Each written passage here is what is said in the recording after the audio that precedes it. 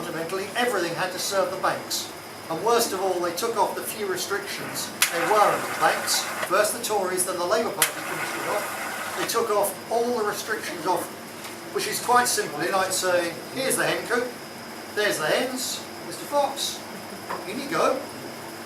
Because if there was a banker or a bank which didn't want to lend money to the weakest possible people at the highest possible interest, they'd lose out to the ones who were greedier than they were. So there's this gathering rush of any group of bankers, especially when you give them enormous bonuses. The more money you lend, the more bonuses you will get. Don't worry about how it's going to be paid off, because that'll be in 5 years' time. The bad loans come home to roost. By that time, £1 million a year bonus, you'll have made it, you can walk away, you can retire. Need someone else to clear up the mess. That's what they did, and people voted for parties which did that. So really they can't complain when the banksters have now so devastated the economy that money is still disappearing down the black hole, and as a result real jobs are going, and what's left of our real factories are closing. And even essential council services such as bin collections can't be afforded because bailing out the banks has cost so much that this country is absolutely bankrupt, and every other country in the Western world is bankrupt as a whole. And the whole financial system has literally been destroyed. It's imploding. It's getting worse. They try and say, oh don't worry, it was bad 2 years ago, it's getting better now. No it isn't. It's a temporary blip up. It's a constant downward spiral because the financial system is broken. Not is broken, it's been broken by greedy banks, and they were allowed to do it by politicians who either didn't care or were in their pockets in the first place. So now we've got a real problem, and because of that there's got to be cuts. So the government and so on says it's essential, you've got to have cuts. Well, at one level it is essential. We've overspent our means. If you're in a family, I've done it in the past. When you've got kids, young kids growing up, you're spending more than you're bringing in. You have to, but in the end it's got to stop. And you've got to cut back sooner or later. And it's not quite the same with the country, but in a way it is. So they've overspent, something's got to be done. Something has to give, something has to be cut.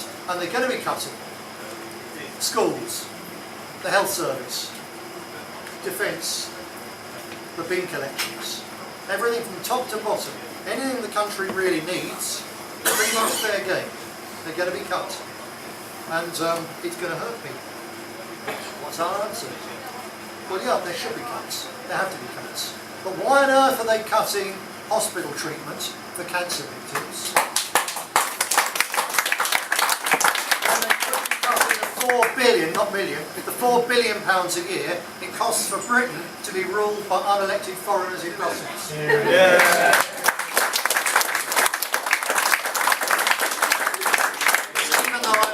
I can tell you that every now and again Andrew Bronze and I get the chance, our vote makes the difference on one piece of legislation in a committee, a little amendment which would have made it ever so slightly worse. Every now and again our vote makes the difference, or our voice makes the difference, and we stop it. Or every now and again there's a proposal, usually from the sort of right of the House, but not always, sometimes actually from quite on the far left. Every now and again there's a proposal that makes a little bit of sense.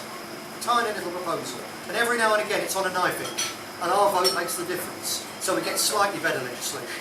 But overall, we don't count at all.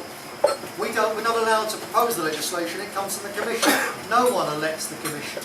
Britain's been represented on the Commission by Liam Britton, one of the architects of the Thatcher shambles, and Neil Kinnock, God help us. That's the only Brit who actually counts on the Commission. Neil Kinnock. Man who couldn't even win anything for the Labour Party. To set up, in fact, betraying his Labour Party's principles, wrong though they may have been, he set up the betrayal of those by Tony Blair. That's all the man ever did. But off he went, the windbag, off to Brussels, and he and his wife, they're absolutely rolling in it. Yeah, indeed. And they're the ones who propose the legislation. We can't do a damn thing about it. We're not even allowed to make amendments which significantly change the law. All we can do is just tweak them. We're simply rubber stamps to give people the idea it's democracy. And for that we spend billions every year to be ruled by unelected foreigners and to have our economic policy basically decided by the Bundesbank. What on earth did people who went from Derby in the Second World War bother for? You know, what on earth did the housewives of Derby, when the place was heavily blitzed because of the Rolls-Royce factory and so on, factories, the days when Derby was actually really a manufacturing hub, the ordinary people of the centre of this city went through hell in the Second World War, so that 60 years later, treacherous Tory and Labour and Lib Dem politicians could let German bankers run the show.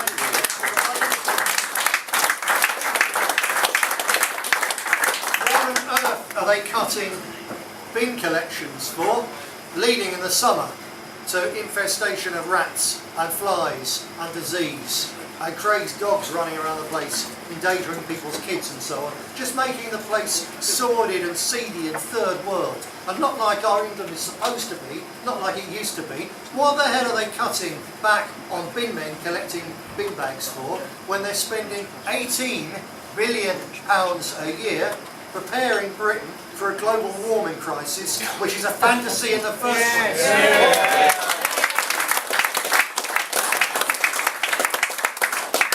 And what are they doing? Leaving old ladies to die on hospital trolleys when they can spend billions of pounds every year sending young men and women to die in a war in Afghanistan that's got nothing at all to do with it.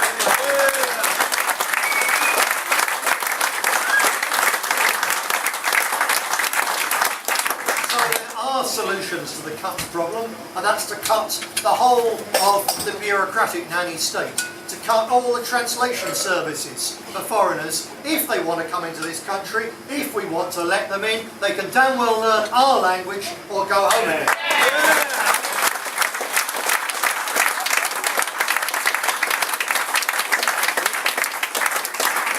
So we could stop the cuts, we will stop the cuts, but to do that we've got to get to power. Part of that long road, and it's not something that's going to happen next week or next year or the year after that. It's a long road. When it happens, it will happen extraordinarily suddenly. That's how great political changes always take place. And you won't even spot it coming probably, but it will come suddenly. 6 months and it'll all be over, and we can start sorting this country out. But I don't know when. But when it does come, one of the things which will be a stepping stone on the road will be to us looking at these cuts, the worst cuts, in fact, ever in British history in terms of cuts in spending on essential services, because back in the 30s there weren't any. Basically there wasn't a welfare state, safety net and so on. So they're slashing something for the first time ever. And what we're going to be doing, even before we can actually put it right, is take political advantage of that to point out what's wrong. And taking a place like Derby, for instance, the Labour Party councillors you think are protected, because they're going to vote against all the cuts, because, and they're in a minority, they can afford to do so. Yeah, but I'll tell you one set of votes, one set of things that they will vote for, and we've got to draw attention to, when occasionally the Tory Lib Dem coalition say, right, special community centres for different ethnic groups are unfair, because yes, an area needs a community centre, but why the hell should a particular ethnic minority group, or in parts of Derby, an ethnic majority group now, why should they get special money for community centres which don't get cut, when centres for old age pensioners, day centres, are being obliterated? Because they're going to become pensioners as well, so everyone is paid in, everyone even in the country who hasn't paid in, they're all going to become pensioners, they're all going to benefit, so we should keep the day centres and pensioners open. And it's the special things set up for different ethnic minority groups so that they would vote for the political elite, they'd vote for the politician who got it for them. They're the things that should go. But you bet your life that the Labour Party will be there voting whatever the Tories and the Lib Dems do, they'll be voting to keep every single Muslim community operation in Derby going. And it's for us to get in there routinely, asking freedom of information requests, being in, listening to what the council are doing. It's for us to pick out the things which we can sow. The Labour Party, they're shouting about the Tory cuts, but under them, they'd still be cutting these essential services for us. But they've been mollycoddling every other group here in Derby, and we've got to point out to people how unjust that is, because they're all part of the overall community, so why should certain bits of the community get favours that others don't? Especially when those bits tend to be the most loyal, the most undeserving, the most troublesome. The squeakiest hinges getting the oil is back. It's the people who paid in, if anything, should get the oil, and it's the elderly and the sick and the very young